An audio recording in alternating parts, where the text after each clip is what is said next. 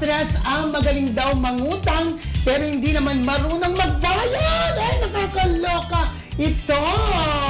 Dapat pag may utang kabayaran mo. Ito kasing aktres na ito, nangutang siya sa kapwa aktres. Ay, gano'n? Ay, day. Nung maniningil na, Iba na naman ang utang yan. Oo. Iba ito. Nung maniningil na, ayaw na magbayad, nagtatago na siya.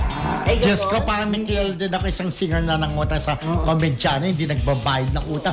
Minsan ang mga tao magaling mangutang, pero pagbayaran na, para sa'yo pa magagalit, di ba may ganun? So, sino tong actress na to?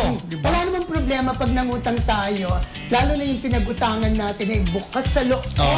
Ang pagpapautang sa'yo, bayaran naman po. Lalo na medyo malaki-laki din kasi meron din naman talaga ng buhay, di ba? After may laki na utang itong actress sa kapwa May niya. milyon? Actress, ha? May milyon ba? Hindi, mga 50,000 lang. Hindi. Malaki More talaga. than? More than. Oo, more than. Approximately. Nasa below 500,000. Ay, malaki. Ay, malaki. So, below 500,000, 999,000, no? 500,000. Ay, 999. 400 plus 300, gano'n. Hindi, below 1 million eh. Around 500. Ay, 500,000. 499,000. Di ba? Bago mag 500,000.